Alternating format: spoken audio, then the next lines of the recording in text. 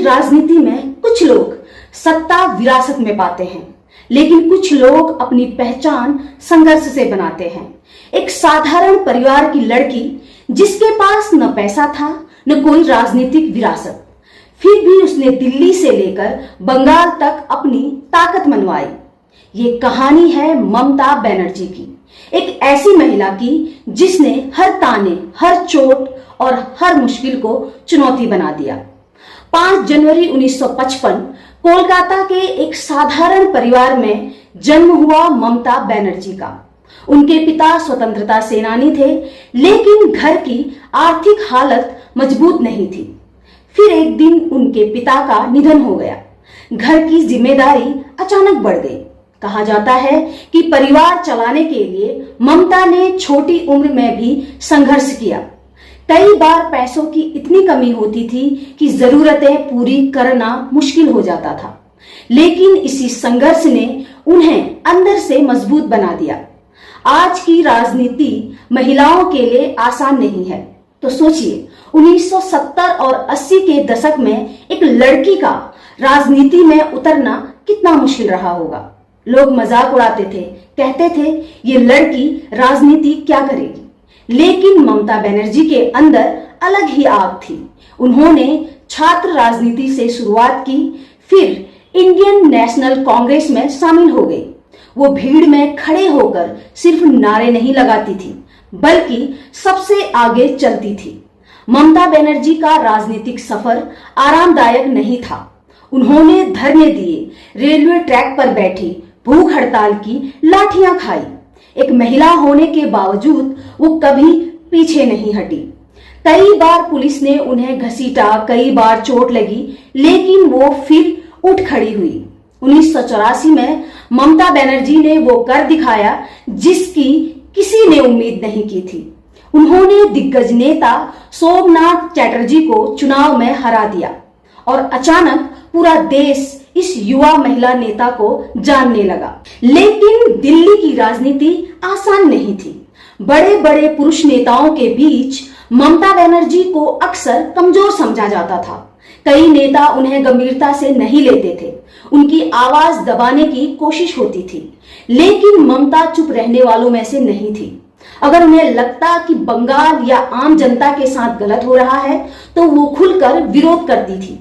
सालों के संघर्ष के बाद 1999 में ममता बनर्जी भारत की रेल मंत्री बनी, लेकिन ये कुर्सी उन्हें आसानी से नहीं मिली थी।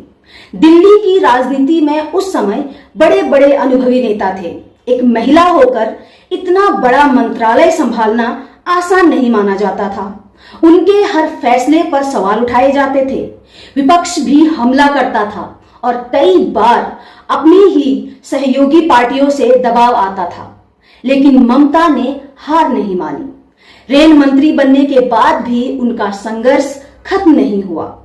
रेलवे उस समय भारत का सबसे बड़ा और सबसे दबाव वाला मंत्रालय माना जाता था। हर दिन लाखों यात्रियों की जिम्मेदारी, दुर्घटनाएं, राजनीतिक दबाव, बजट की समस्याएं और ऊपर से एक महिला मंत्री होने के कारण लगातार आलोचना। लेकिन ममता बनर्जी ने अपनी अलग कार्यशैली दिखाई। वो सिर्फ ऑफिस में बैठकर काम नहीं करती थी, बल्कि सीधे लोगों से जुड़ती थी। ममता बनर्जी खुद गरीबी देख चुकी थी, इसलिए रेल मंत्री बनने के बाद उन्होंने आम लोगों पर ज्यादा ध्यान दिया। उन्होंने नई ट्रेनों की शुरुआत की, छोटे शहरों को जोड़ने की कोशिश की और सस्ती यात्रा पर फोकस किया। उन्होंने महिलाओं और गरीब यात्रियों के लिए भी कई सुविधाओं की बात की। रेल मंत्री रहते हुए ममता बनर्जी लगातार बंगाल के लिए आवाज उठाती रही।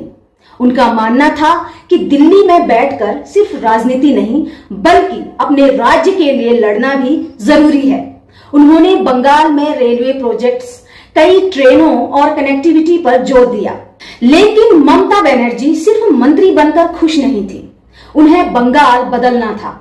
1998 में उन्होंने कांग्रेस छोड़कर बनाई ऑल इंडिया तृणमूल कांग्रेस।